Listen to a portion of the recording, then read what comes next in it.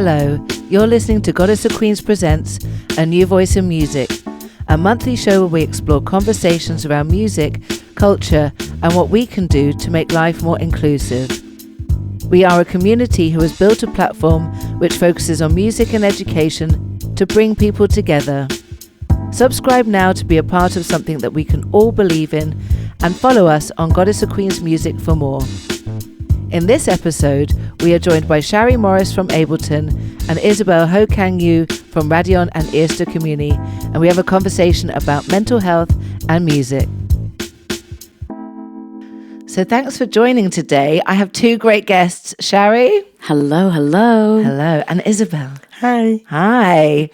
We're going to talk about lots of great things like music, mental health, work environments, and I brought them here together to listen and learn about their life stories. And we hope to share some nuggets of wisdom with you to take away, marinate on, and maybe even add them to your daily life. Sharri, do you want to go first? I can, yeah. I feel like I was on Blind Date, the UK dating show. What's your name? Where'd you come from? So, my name is Sharri. Originally from Manchester. Lived in the Netherlands since 2016. Yeah, wow. And I've worked in the music industry all of my career. So like ranging from music tech, major record labels, indie labels, live events. I founded my own booking agency, DSPs, so digital service providers. I could tell you a bit more about my mental health background, or shall I pass over to Isabelle for a little introduction? Let's go over to Isabelle, but I love to hear your background. Isabelle, tell me a bit more about yours. I'm Isabelle, not working in nightlife all my life, but always as a raver in nightlife. Since the beginning of electronic music, the first big IDT party in the Jaarbeurs, I was present. In the Thunderdome documentary, when they go there, I cried. I was like, wow. Very proud of that. I work in nightlife now for a very long time. Started in Supper Club Amsterdam, now working part-time for Radion, and I have my own concepts and also a bookings agency. Amazing. We actually met in the nightlife. We met at one of your parties, Eerste Communie, which was actually mind-blowing for me. It was one of the first parties I went to that I felt very welcome, great music, great vibe, a sense of freedom. So it was really important, and we hit it off straight away. Sharri, we met a long time ago, right? Yeah, through a mutual friend. Yeah. So I'm really invested in this conversation around mental health, around music, around work environments. I'd love to explore a little bit more with you both about what that means to you. Yeah, I feel super motivated when you asked me that before, just to tell you everything about my relationship in mental health and music, because it's so interlinked. And what I mean is just to kind of like zoom out. When I first moved to the Netherlands, that's when my understanding of mental health dramatically increased. Like being a 90s kid in the UK, you're not really aware of what mental health means. It's really stigmatized. And then coming to the Netherlands, like, I don't know, there was like this sense of people talk about their feelings. People have therapists. You talk to your doctor about how you're feeling if you're not feeling good, and it's okay. So yeah, it was this journey of self-discovery started then, which was then also triggered by what I knew as a burnout. Like in the UK, you just work, feel really like on burnout, and then you quit your job. You don't get support for that. So that was quite a thing for me to understand. And then from that, my whole life flipped upside down. Like I'm also a massive raver. So Isabelle, love this. But my kind of raving lifestyle was flipped on its head. So I became a veggie. I had to give up boozing. My whole body was rejecting stress, rejecting, everything that I guess I took for granted, just going out, having a good time, having a few drinks. Actually, 2 days ago, I passed my 5th year anniversary of not drinking. Wow, congratulations. Say twins. Thank you. Which is quite funny for an English person to also admit. I don't know. So there's that.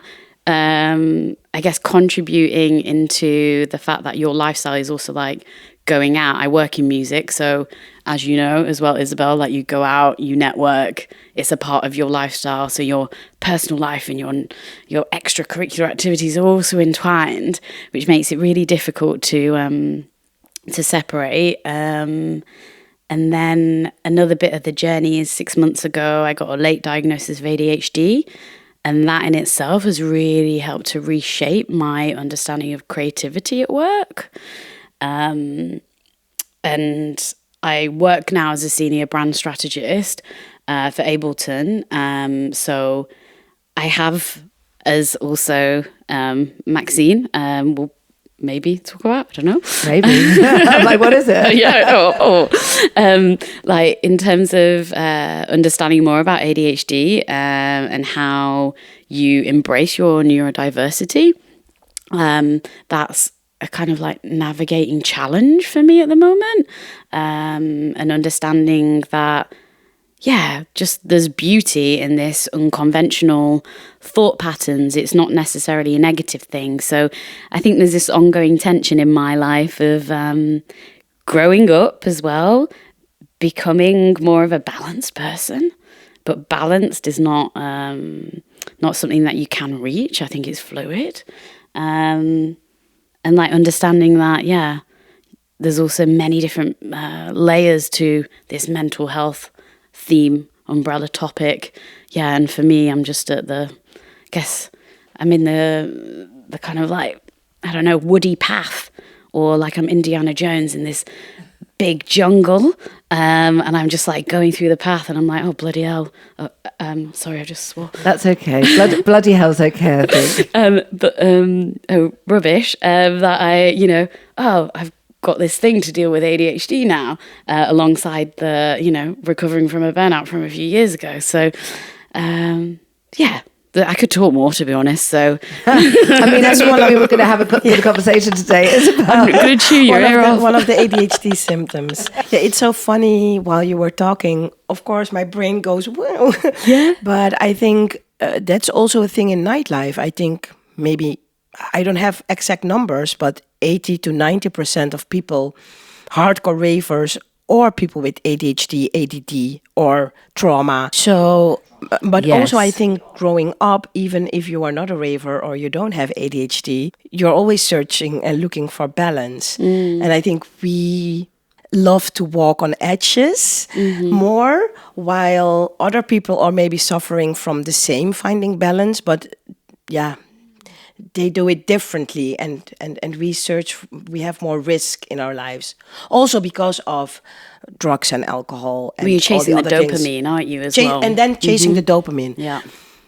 That is something that is very interesting, because I do it now with my phone, my new dopamine. Yeah, it's really hard, because I said to you earlier that, I was chasing community, and that comes from trauma, really, sort of not fitting in when I was growing up also in the UK, a child of the 90s, not understanding also my mental health, but having no one to talk about it, but also socioeconomics in the UK, which is you couldn't afford to get it. So moving to the Netherlands, I feel like I grew up here. I moved here in 2008, and I was only supposed to be here for 6 months, and now 15 years later, I've been able to build a beautiful community around me, which is why I have two beautiful people sitting in front of me today. But, that it was really difficult for me to understand myself also before someone was like, I think you've got ADHD. And again, the sort of services here being able to refer me to a specialist.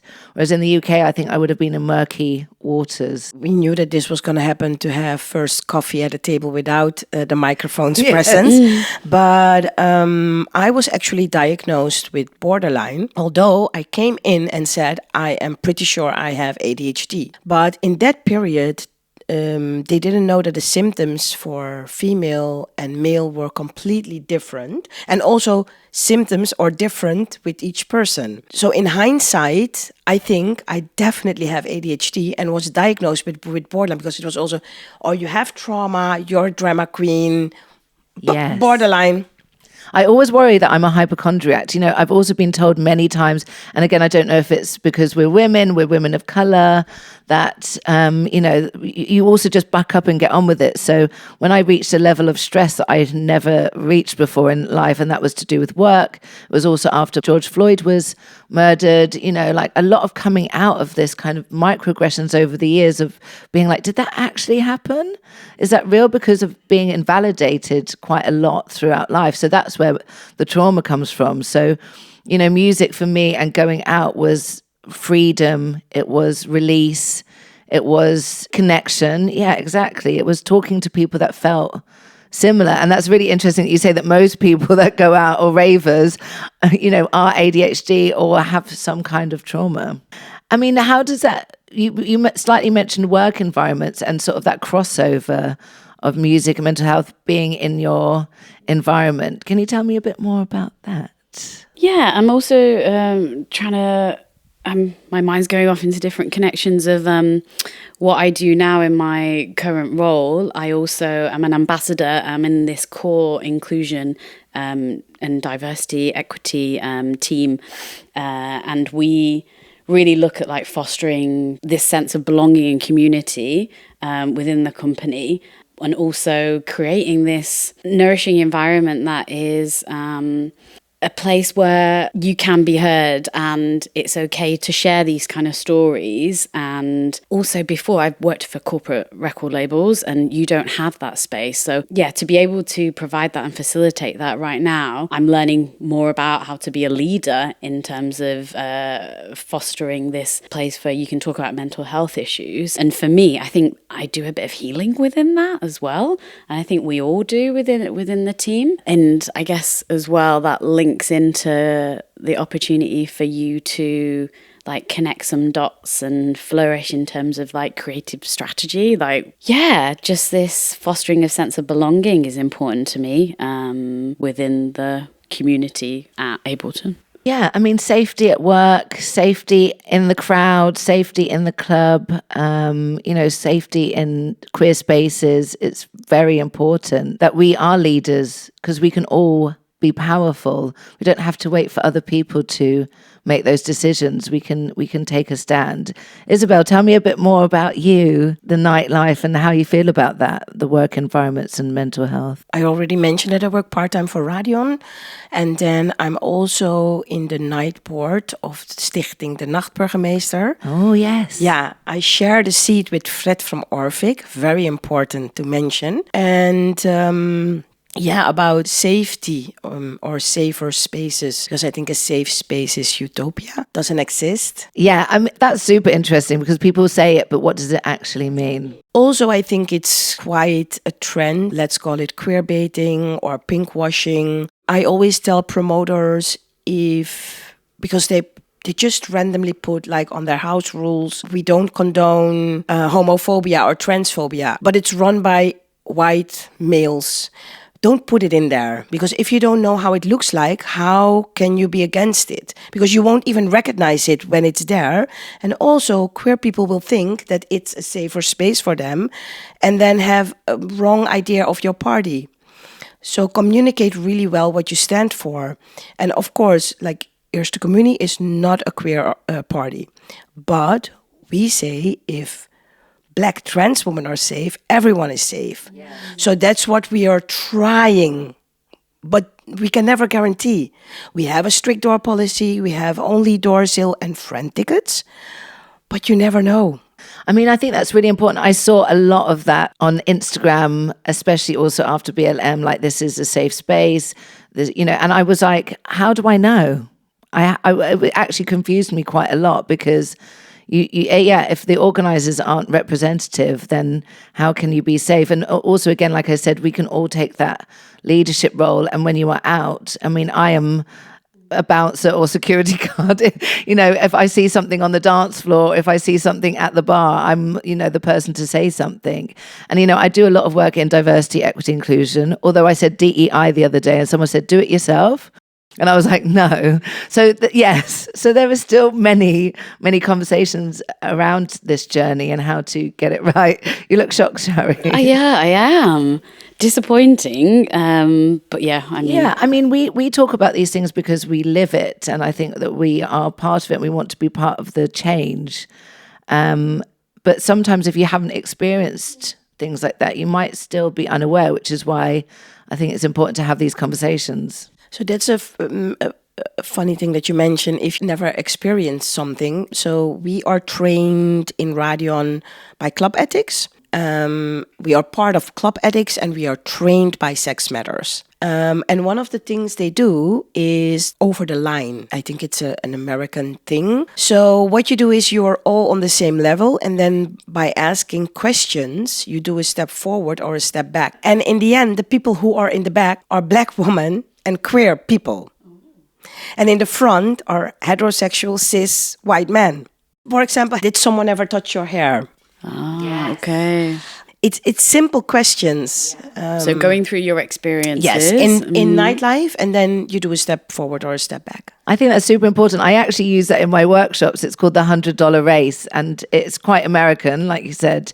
And it's like if you've never had to have your phone shut off because you haven't been able to afford to pay for it, if you've never had a tutor at school, it was a lot of African American kids that were standing back at the end, and it was quite heartbreaking to see, actually, and I cry every time I watch it. I have the same, because I think in Holland we did something like that, a program, and every time I watch the show I cry. Yeah, it's super important because that's again why I love to have these conversations, because if you listen, and be curious, and you can also understand and empathize with other people and what their perspective may be, because it might not be easy to see, but even just you saying the question, has anyone ever touched your hair? People are still shocked that people will come up to me in a club or on drugs or alcohol and just put their hands dead in my hair or touch my boobs, because they're like, oh, they think that it's fun, and I'm like, wow.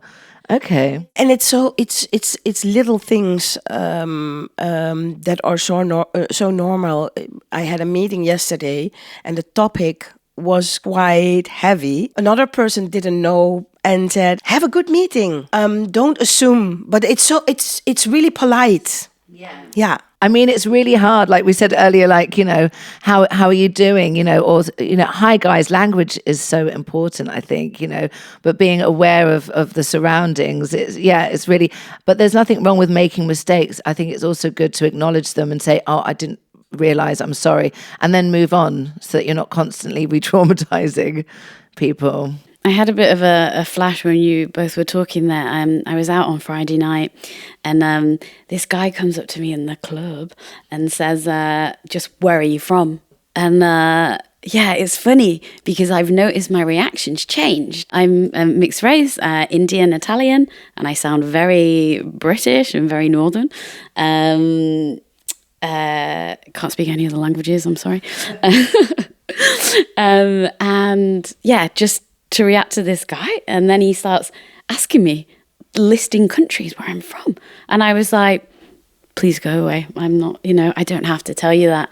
But before I thought about this and reflected, I would have felt obliged to give him an answer, and now I don't, and I feel like there's growth, and I'm proud of myself within that. But it is just crazy, like wild, that I have to even experience that. Yeah, because I think by changing how we react to it, it's the same in North. Gays were being bashed. Moroccan children. They're not Moroccan children. It's a third generation. They were born and raised here. They went to school here. Why do we need to mention it? They're rotten children. Because if you go to Groningen, the amount of people who are racist or discriminative towards queer people is as high. So it doesn't matter what color you are, what your background is, you're a rotten person. Yeah, that's really important. I mean, I was in Groningen the other day, actually, and I do a quiz, and we're quite diverse in our quiz, and we mentioned that in 64 countries, it's still illegal to be gay. And then the next question, which was something else, I won't give all our quiz questions away, but someone used a discriminatory word about gay people in the next answer. And I was like ready to go into a fight. And I looked at these group of lads and I was like, really? You know, and I think they just saw the death stare and I continued with the show. But that throws you off. You're working, you're in a space, and it's still out there. And that is why it's so important that we still have these conversations. That's why we still celebrate Pride. No matter what you think. I think what I wanted to say also by giving this example is, if we are still telling people what our background. I was born and raised in Holland, but it's also, you're also proud. I'm also proud that I'm from Suriname and I'm from South America. So it's easy to say, I'm from South America, but we keep then, people will not accept us or see us as Dutch. I mean, I say I'm British because I get asked all the time. And that's the other thing. People are like, why do you get upset if someone asks you where you're from? If they ask me, I would say, I'm like, but they don't ask you where your ancestors are from. They don't ask you where your grandparents are from. And I also, sometimes I like to have a little game. Where are your parents from? I'm like, oh, from Windsor. They're like, oh no, but where are their parents from? I'm also born, grew up in Windsor. I play this little game with them, but again, like you said, why do I have to? What does it mean to you where I'm from? If I say I'm British, then I'm British. But I am proud of my roots. My mum was born in Curaçao. My dad is British, actually. And, if you've been there or if you've got something amazing to share about the culture, something that I might not know, then share it. But if it's just to put me in a box, then I don't want to know. Also, there's the undertones of, why is he asking me this? I'm also like having a dance. This is also a place where I connect to the music. I'm here for the music. I'm not here to be talking to people that I don't necessarily about my ancestry. Like, I'm not. But yeah, it just really emphasized as well just the relationship between mental health and inclusivity, and how important it is that we all have these equal opportunities to thrive. And I don't know, we just have to keep contributing to this fight. But I don't like to use the word fight, but journey contributing to this journey for our future selves and future other selves. So talking about your journeys, I have a little exercise for you both on how to find out your life's purpose. Not too hard a question. Everyone at home could grab a pen and paper. We can do it all together. It's just 5 things. And apparently at the end, we're going to reveal to you your life's purpose. So basically, now you've got your pen and paper, the questions are, what is your name? What do you love to do? So that can be anything. What is the one thing you feel supremely qualified to teach other people or that you like to do? Who do you do it for? So picture them in your mind. You don't have to say it out loud. What do these people want or need? Why did they come to you specifically? And how do they change as a result of what you've given them? Now, I did this. It was a TED Talk by Adam Leipzig. And it changed my life because I always connected my life's purpose to work. I never felt like it was connected to who I was as a person. It was always like an achievement. And I've tried so many things. I've changed careers. And I just didn't know what I wanted to do. And now I'm in sort of like the 4th phase of my life where I'm, exploring music and learning new things.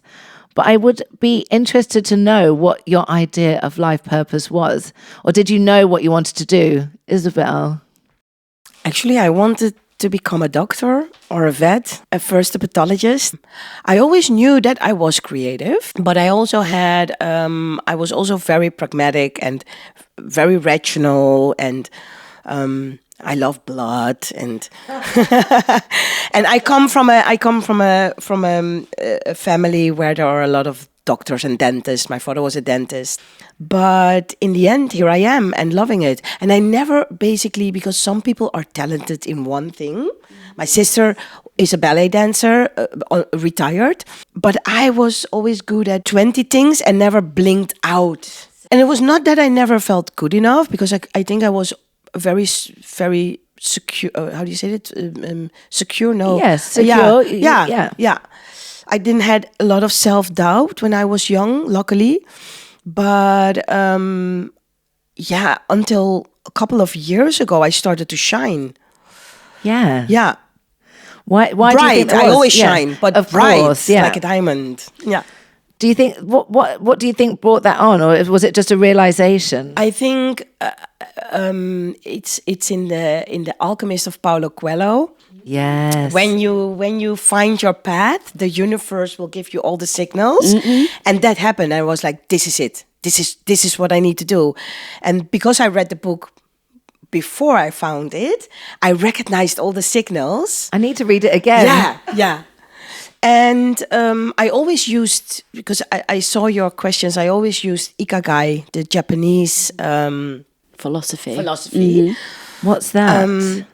Find what you're good at, find what you love, and also what's in the... It's like a Venn diagram, isn't it? It's a 4 diagram. The middle of the diagram, that's your ikigai.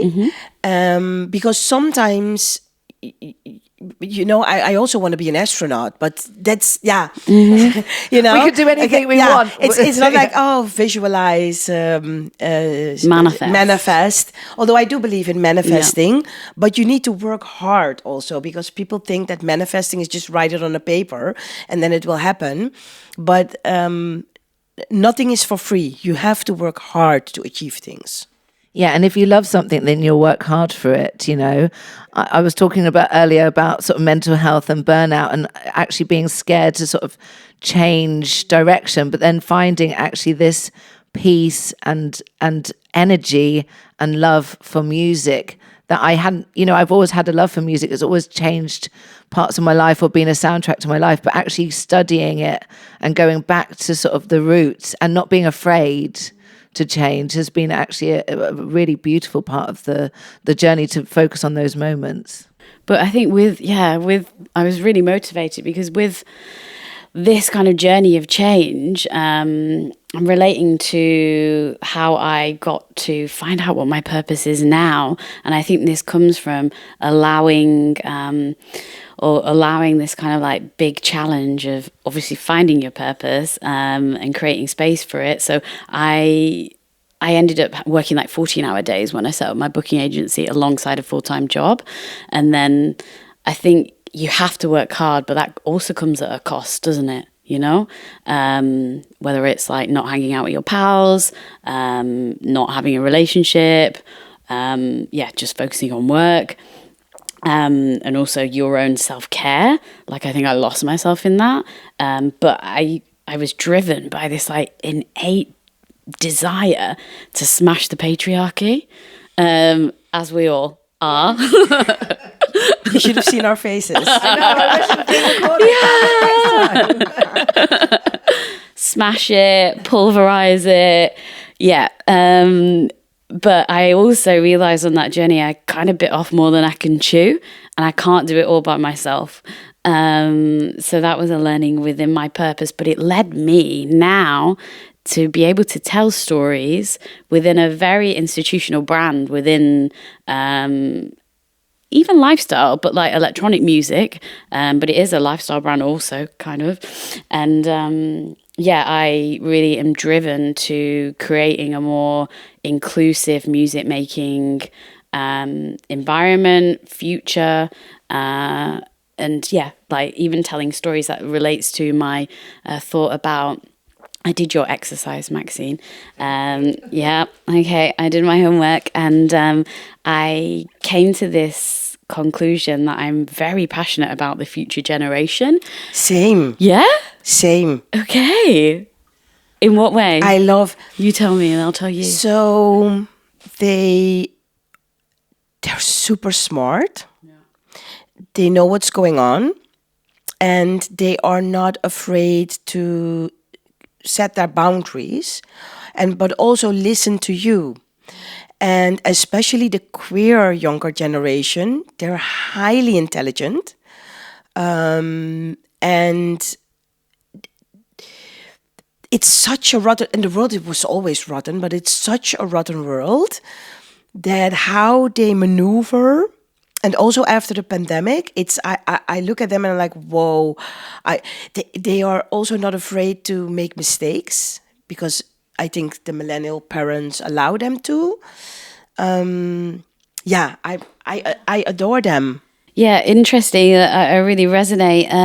The boundaries comment as well. Like you also, I just relate to it on a personal level. Like when we were younger, we didn't really set those. I don't know. I didn't know my boundaries until much later on in my life. Yeah, exactly. Like even like early 30s. I'm kind of late 30s now. I know you wouldn't believe it, but I am. If you could see us now.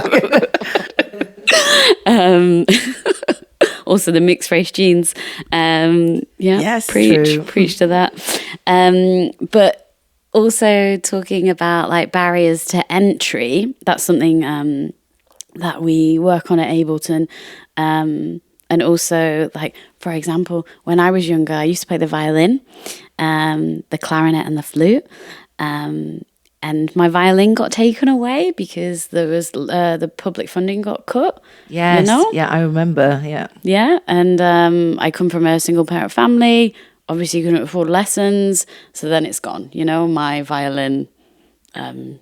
Not that it was going to be a dream to be this incredible violinist, but now I look back and I'm like, oh, it would have been cool to, I don't know, be in a band right now, playing the violin. But it's about access, because I was also accessibility, taught to play the violin. Yeah. My parents sent me to piano lessons, but I didn't realize, again, looking back in hindsight, that they put everything in. They couldn't really afford to send me, and so, I went to these piano lessons kind of under the guise, not being spoiled, but it's great to be put into those places, and then sort of not appreciating it and stopping early in my teens, to now sort of going back and being like, oh, I wish I played the piano really well, but I'm sending myself back to lessons.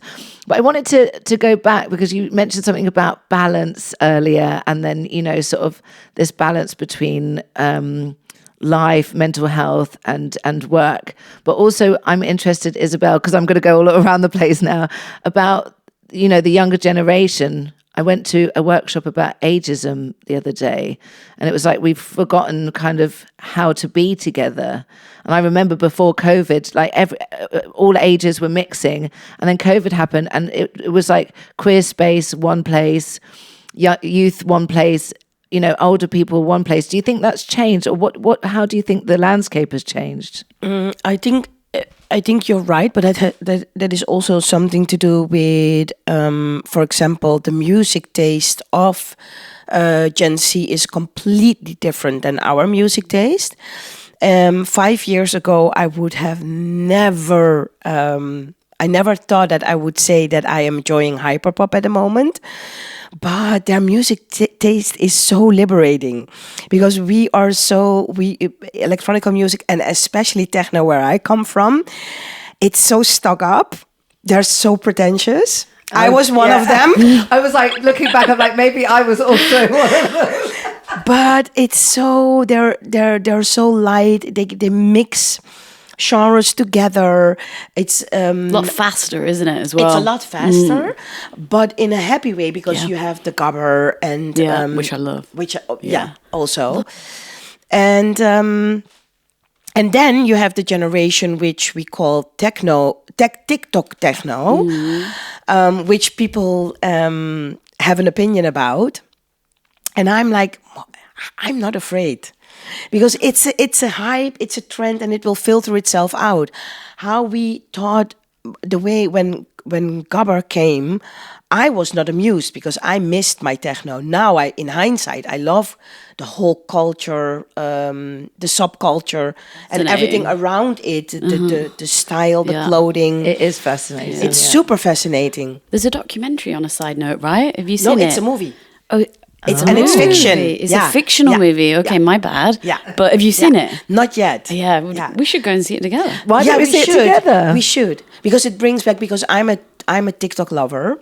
Okay, so I want to hear more about this, because I just saw that TikTok have just released their like top 5 artists that sped up all their music in the last year, and I was like, I have no idea. Tell me more, TikTok.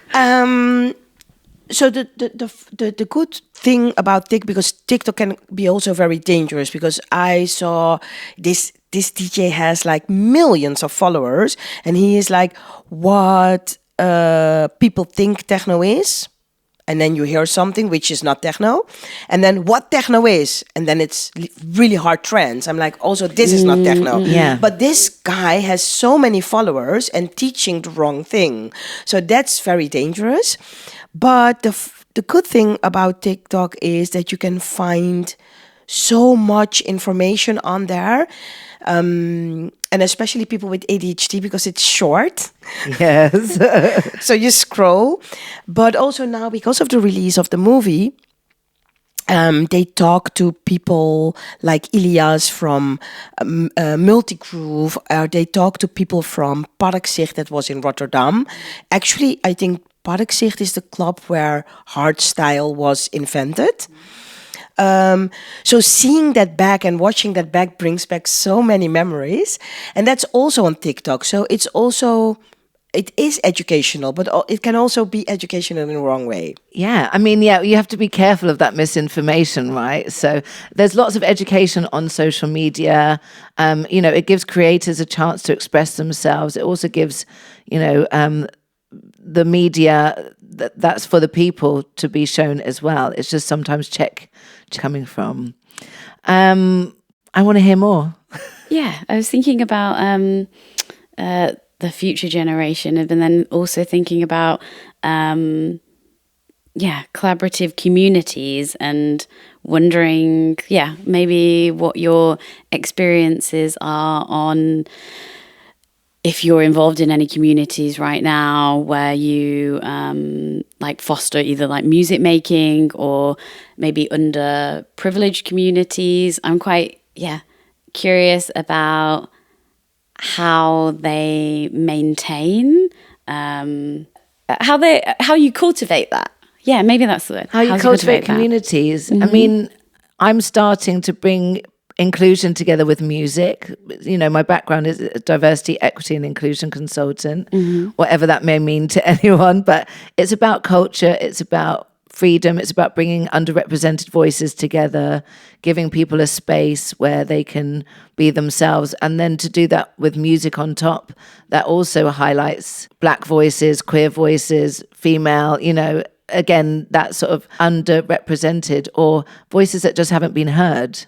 Because it is about having a voice, right? So bringing those communities together to bring joy in a time where there's not much joy, to break the patriarchy with joy and break oppression with joy. Isabelle. Again, it's very hard, because breaking also in Nightlife is a place where all new rules will be made, and then it goes into the corporate world. But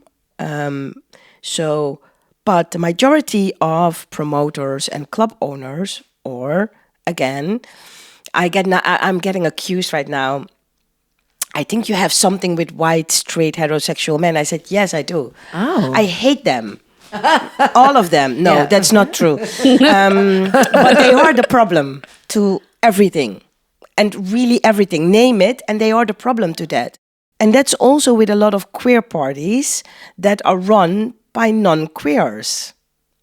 So that's why also for me, because I am not queer, my mind is queer, but I'm just a heterosexual cis female with a loud voice. But I really encourage queer or Black people or females, do it yourself. Don't wait for the seat at the table. Create your own table. Because I think it's really important, because otherwise you will always encounter this patriarchy. True. And I think that's why community is so important. Like, until 2 years ago, I had never been in a room full of people of colour and women of colour, Black women, queer women, people that identify as women. And it was a really important moment, because I'd often been in those white spaces, and, that's the way I grew up. That's what I was used to. The work environment, that was what I was used to. And so for me, it was like a huge new experience to know that actually I can ask for help in these spaces, or I can talk to someone that's had the same experiences and not feel invalidated, or, just like you said, to be supported, that we can do it together. Because unless we come together, I don't think that we can do it. That's great advice for cultivating any community. Yeah, right? Yeah. That we have to do it together. Actually, there is a Flinta organization called Addictive in Holland, and Orvik gives space to Addictive to organize Flinta DJ nights. There is a third one coming up in February. Yeah, so hereby you are invited. Oh, thank you. Love that. Yes. Can you describe what Flinta is to the people listening? Female, lesbian, intersex, trans. Oh, yes. And the A for asexual. Perfect. Yeah. That would be amazing. Thank you for the invite. Yes. It would be lovely to have you. Yeah. Yeah. I really also resonate with the fact that I'm queer-minded and that I'm an ally and that I, A huge ally. respect these spaces, and I'm often in these spaces, and that I will also do anything that I can to cultivate and create these spaces with other people and, respect it, as I said. So it's really important that we have these conversations as well and bring people along with us. I was just thinking about Friday. I was seeing a DJ. There's a collective in Berlin called Femme-Based Mafia, and also Ableton. That's the name. Yeah. Like, are we doing a trip to Berlin as well? yeah, so, I mean, it sounds like our musical tastes are aligned, so we should. But these femme identifying people created this collective, and it's all like bass music, really dirty, heavy beats, love it. And Ableton, I think, did a music production collaboration, and just also me in my current role as well, like learning more about how you can contribute to these smaller grassroots collectives have such an impact on, again, just like creating this understanding and empathy and this shared vision. I think then kind of like cascades out. So Actually, in Radion, we're going to organize the first Flinta Festival in the summer. Are you? Yes. That's amazing. And yeah. hopefully with some collectives in London and Berlin as well. Oh, nice. What we see is that also the word Flinta gets I don't know what it is, but it's not very popular in Holland. Is it because people don't know what it is? Maybe they don't know what it is, or it's... I don't know. In Berlin and London, it's way more integrated, Berlin, for sure, I'm not sure, but we're very well aware of it. And I think some people say, for example, but we still have to function in a man's world. I said, but it's sometimes really nice to come together, just us. Yeah. To feel comfortable and open and safe to be open. yeah, just to have this container. Yeah. And like I said, that recognition that other people have been there or feel excluded, and actually in your exclusion, you can feel included and feel like you belong, in a weird kind of sense. Let's take it back to the music. I'm going to ask some big questions now. In what ways has music impacted your life? Have you got any specific songs or emotions or... Okay, many ways. It's everything that I have in my body, every cell. It's formed who I am as a person, from being able to, I don't know, be inspired. And maybe I want to link back to playing the violin, the clarinet and the flute. Stopped playing the flutes, on a side note, because the teacher said I wasn't pretty enough when I played, because I had goofy teeth as a kid, so I had a brace. So that really damaged my confidence, and I think this is all like intrinsically the foundation of why I feel so driven to fight for injustice, right? Obviously it all builds up from your personal experience and forming as a person. So just in knowing that you have this opportunity to enable other people to have better experiences really drives me. So it's all interlinked. I want to. You can't. Are you asking me a tune to represent my? I mean, I know it's really difficult. I was at a party once, and someone said, "If you could play one song on repeat till death, what would it be?" And Burial, I'm like, Archangel. Oh, she already knows. Love it. My prince, my king. Yeah, he's everything. Okay, just saying, if you're out there, but I do have a boyfriend. You heard it here. For me, it's Black Pearl Jam. Yeah, but it's like if I have to choose, because I can't. I mean, I'm not asking you to choose, but like, you know, what song has had a strong impact on your feelings? I mean, I was like proper emo when I was growing up in my skater town, and I used to listen to Skunk and Nancy a lot. But she is Weak as I Am. Yeah, Weak as I Am. I mean, amazing. Those albums. Yeah. You know, I always remember she was a classically trained opera singer. And, you know, she was the first black female lead of a punk band, you know, lesbian, strong, powerful. Great aesthetic as well. Yeah, like really she really helped me through my childhood, sort of being in a white town, only black girl at school, only black family in the town where we grew up. Mm-hmm. For me, why she was so important, or why the bands Skunk and Nancy and Skin were so important, is because people assumed that I was into hip hop, R&B, and soul, and I was into rock and emo and indie, a bit of metal. But because she was doing punk and rocky songs as a black woman, that had such a big influence and impact on me. It's true. I mean, I used to get asked, what are you doing here? Why are you in the thrash metal pub? Or, you know, or what are you doing in a techno party? And shouldn't you be listening to hip hop? And I'm like, I love all genres, but I love a bit of rock. And now I love hip hop, R&B, and because people assumed it, I got even more driven away from black music. Me too. Yeah. Isn't that very weird? Unhealthy? I mean, language is so important. You said about the flute, and I remember, you know, like when I was younger, you know, my art teacher said that I was terrible at art and I couldn't use all these mediums, and it also knocked my confidence. But I've been reading this book called The Artist's Way by Julia Cameron, and about removing your creative blockages to become an artist. And it doesn't matter if you think you're a creative or not, whether you're a writer, poet, you make things with your hands. And basically asked you to write down in one of the exercises, what was the first thing you remember when someone knocked your creativity?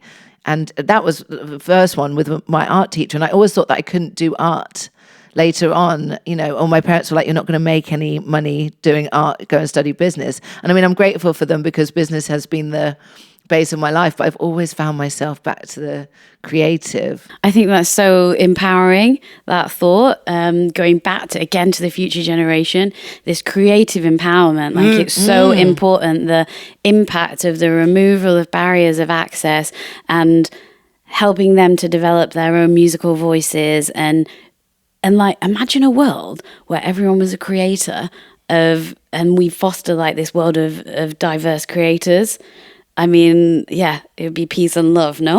World peace. I love it. Yeah, well. And I think also because people don't understand that also working in a corporate world, creativity, that it's also creativity, but we don't call it that.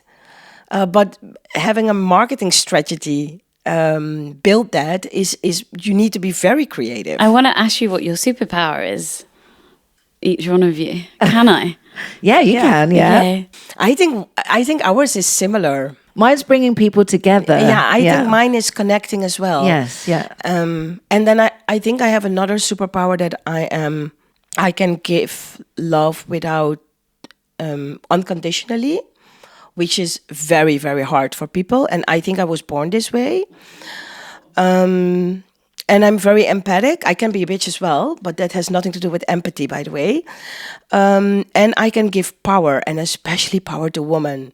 So I can hug them, I can put them in their power. And I think now, this is one of the questions that I wrote down. I think I need to do it. I have to do it. This is an innate drive. Yeah.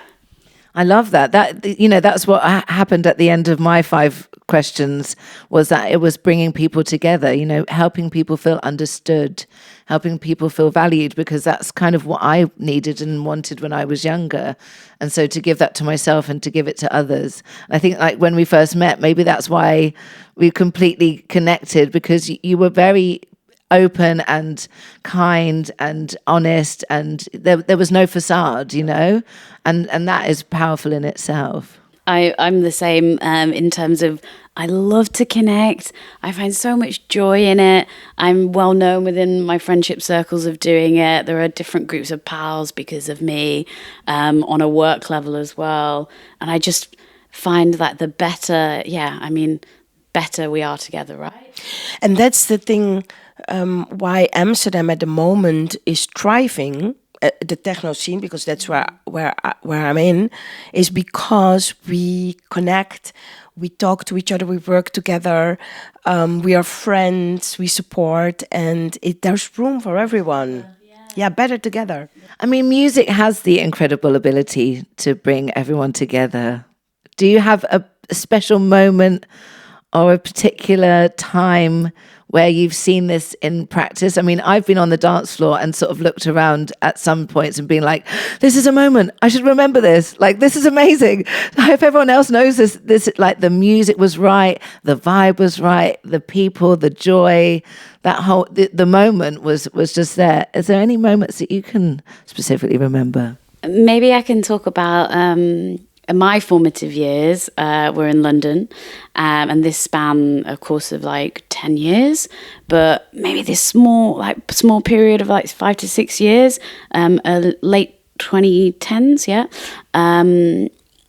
that moment of Shoreditch before it became like a bit more gentrified than it was. Also, I was in this kind of crew, used to put on parties, really underground parties, some in lifts and in these like train tunnels, and all of those relationships that I made then, I just remember those are the most wild times of my life. Yes. Really, I'm just having like visions of like me losing my shirt one time, and like, anyway, that's another story I won't tell my mum. And some of those relationships have continued like in Berlin, and I connect people through those relationships. A few of them are on my booking agency. Shout out to Souvenir, great DJ duo, El Andrews, Clairvoyant. Andrew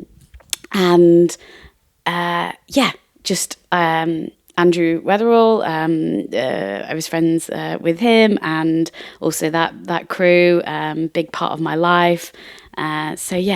The London underground scene. Don't like really to use the word scene, but that was really iconic. It was a scene, right? I mean, I've just had some memories myself. Brings me such warmth, you know? Yeah, my London sort of also like house days where I was really getting into my house music. And if you could go back at any place in time, where would it be? And I always wanted to be in like the Chicago house scene when it was like first starting, around Frankie Knuckles. I wanted to be in Detroit. Yeah, right. Detroit, yeah, exactly. Oh but also Berlin, by the way. Yeah. I mean, Berlin has been a huge part, I think, of all of our lives, actually. The basement in Tresor is everything, I think, for me. Like, Detroit techno, just the formation of really like, this is what it means for me to connect to music. So I've been around for a longer period. So I have so many musical phases that I went through. But when I discovered grunge, for example, or she just recently died, Sinead O'Connor, had a big impact on my life, but also Skunk and Nancy. And then later on The Knife and Fever Ray. So I have many phases with music. But I think on the dance floor, just to being there when something new is starting, like in the beginning, the beginning of the electronic music phase, that was incredible.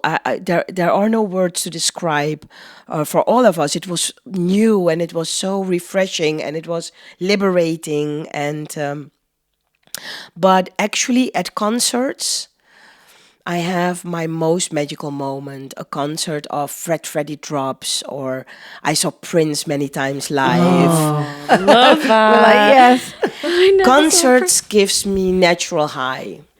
I have to say, I had one of the best moments of my entire life. I saw New Order on the 23rd of September, and I've seen New Order at Glastonbury. But I mean, I'd lost everyone. I wasn't in the right frame of mind. And this, was just everything for me. Like, they played Temptation, and then they played a lot of Joy Division songs. And me as a Mancunian, like, I grew up really like living and breathing Joy Division, and I was crying, and it was just like one of those moments where I was like, wow, like, yeah, this is everything. The New Order are just phenomenal. I have this with Depeche Mode. I love Depeche Mode. I saw them in Serbia at Exit Festival, and they were fantastic. Oh, amazing. These are beautiful moments. I love them. Really beautiful. Yeah. So concerts maybe stick, a party or a Berghain session or a festival. I remember, I think my first time when I discovered DJ Rush or Gesaffelstein, that was amazing. Or the first time when I met Green Velvet, Chicago. What?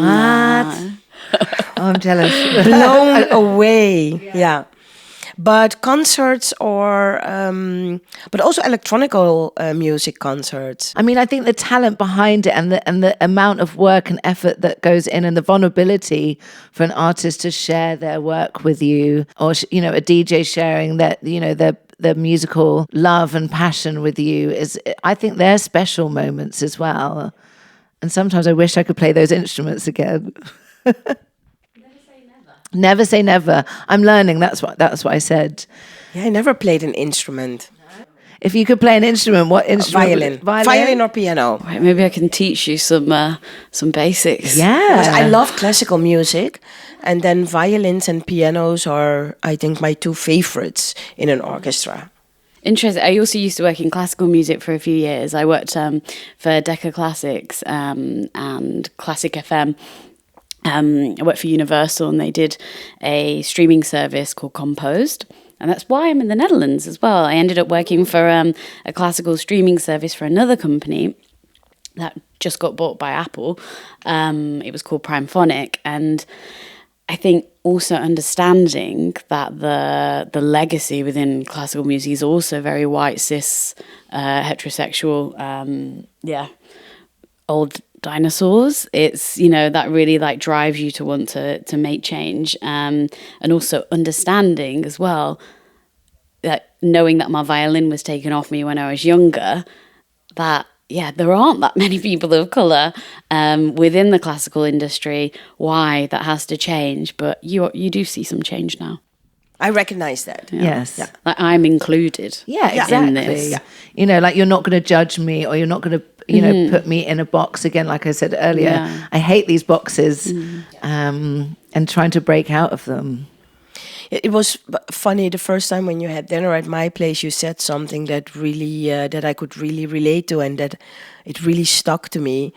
And that is actually after Black Lives Matters, because my life changed after Black Lives Matters drastically. I became a radicalist. Very proud of it. And more of a feminist also. But you said that it was that you came out as a person of color. Yeah, I did. And that really touched me, because I could really relate. I can't believe you remember that, Yeah. because I felt quite ashamed, I think, for a little bit. I always knew that I was Maxine. I always knew that, I was a different color, but I didn't really know. And, all these years of kind of microaggressions or people putting me in boxes kind of just swept over me, because I suddenly found that I knew all these things. I knew all these names from the US.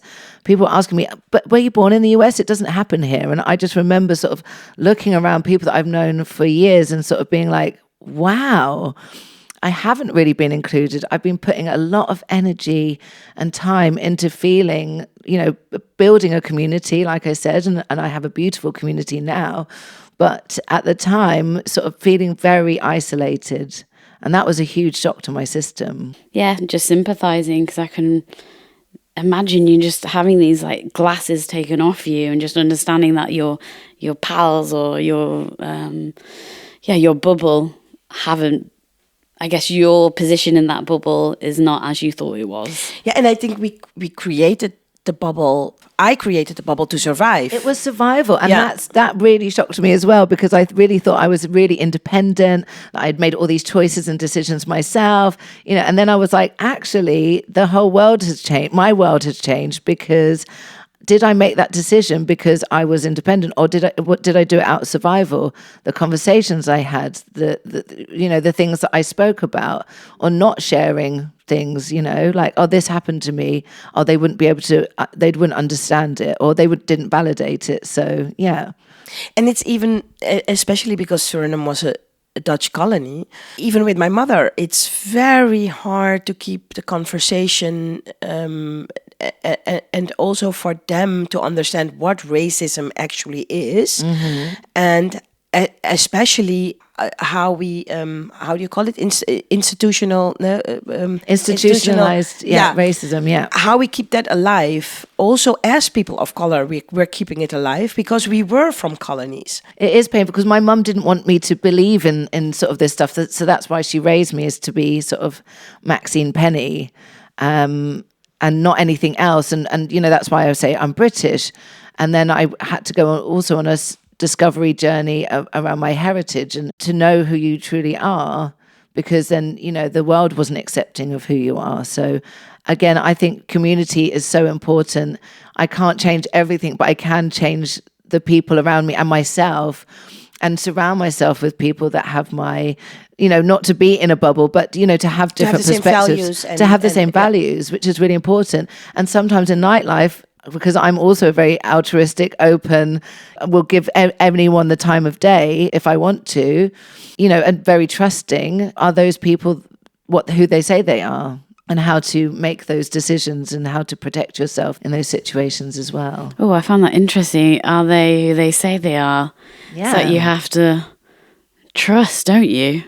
You have to trust that people are good. Yeah, although I think we can also see more when someone creates the bubble because of protection or to survive, and when not. And I think that's also, people ask me these questions a lot about now people of color being more represented. And then you get a discussion, did they won the prize because they're black, or did they won the prize because they were the best? I said, who fucking cares? They never won any prize, never. So, and I think what I see right now, especially with young black women, they are so empowered and empowering because they gave me power back. So yeah. Do you follow this account called Diet Paratha? Yes. Yeah? Amazing. So paratha is like an Indian like flatbread, and it's a kind of a parody account on Diet Prada. Yeah. That Insta account. And for me, like from a South Asian perspective, my mum's Indian, my mum's brown, my dad's white, and also like seeing someone who looks like my mum also in the UK, you don't really have representation on the telly of that back when I was growing up. So it has really only recently really empowered me. Yeah. And I'm like in my late 30s, and I'm, I see the tube girl, the tube girl who's absolutely stunning. She's a model, and she's singing to her phone and doing all these like erratic movements and just owning this confidence on the tube. Everyone follows that. It's viral. I'm not on TikTok. So I don't have the vocabulary. And yeah, seeing someone like that, I'm like, oh, you're smashing it. Like, I love it. It's really, really empowering. And I wish I would have seen that when I was growing up. And that's why I do love social media. You have Alok. I don't know if you know them. I went to the theater show in Rotterdam. Oh, wow. Blown away. They are my role model. And then her name is Harnaam Kaur. I don't know if I pronounce it the best way. But follow her. It's an amazing account and very empowering. For me, I was just thinking, the first music video that I wanted to talk about was, or maybe all of them. I was really obsessed with MIA in my 20s. She's Sri Lankan. Mm-hmm. Yeah, Sri Lankan, and has won a lot of awards. Apparently has an MBE. She comes from Sri Lankan Tamil, like her parents were refugees. So all of that first album, it was called Arula, with the super colourful, and she's in the middle. Anyway, her music videos are very provocative. Yes. And at that time, like in the early 2005, 2007, Paper Planes reached number 4, I think, on the Billboard charts. Yeah. Anyway, her kind of like public image is very unpretentious, or / pretentious, depending on how you look at that. Very artistic, and just very comes from this revolutionary political activist mindset. So all of her music videos either involved guns or really showing how Tamil fighters are represented. And Jamie XX, yeah. Gosh. Yes. It's phenomenal, and also has all of kind of albino dancers. It's phenomenal. Yeah. Powerful, moving.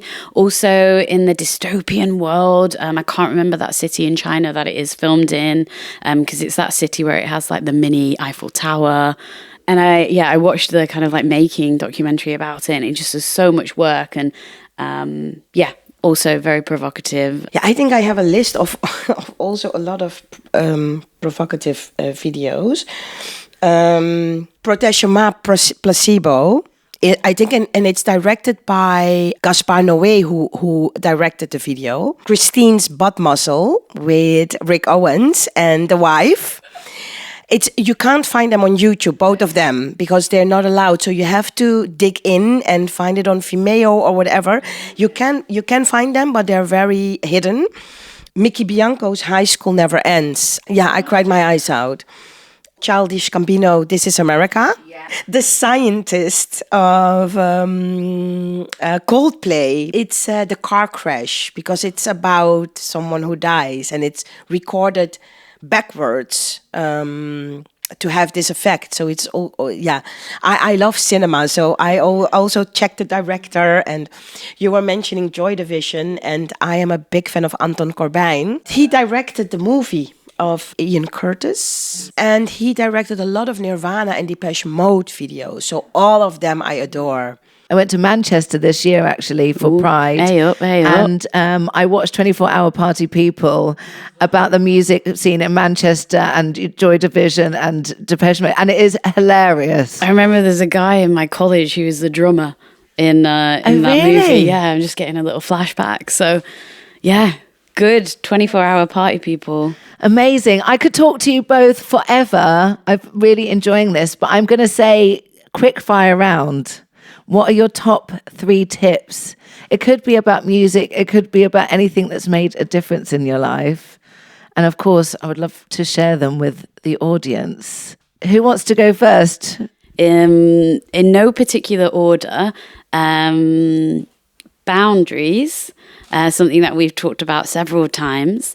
Some people will bite your arm off if you give them your hand.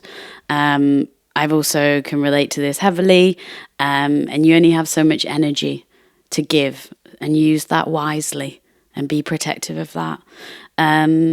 First tip, that was the first tip. Second tip, I gave up boozing, had a dramatic impact on my life, whether or not it's just cutting it out or just taking a break from alcohol. It does affect a lot of things, and I have a lot of pals whose projects have exponentially grown because they've stopped drinking, and there's so much benefit from it. You get great skin also, and that's one tip. The last tip is shanti. Sorry, it's a Hindi word for relax.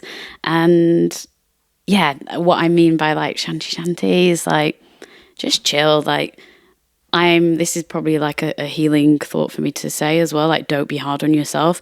I'm constantly hard on myself. I've been told twice already today not to be hard on yourself by someone else. Yeah, you're nodding. You're both nodding. This is me. I'm hard on myself. Yeah, you're already doing enough, and that is good enough. Mine will preach maybe for the younger people who are experimenting. Please experiment, but educate yourself. And then there's one more, and that's being authentic. Also, as a creator, as a promoter, as a music maker, as a producer, as a DJ, be inspired by others, but be authentic. There's a lot to be said about integrity. You know, just come as you are, and just be honest, and don't be a rotten, like, don't be a good egg. And you reap what you sow as well. I want to say thank you so much for being part of this conversation today. Thank you for having us. I've really enjoyed this episode. I won't say that it was the best. I would love everyone to join us for more. We're planning on releasing a monthly podcast where we share our stories, our insights on various topics like sexual health and wealth, hood feminism, and much more. So if you understand yourself, then you understand the world.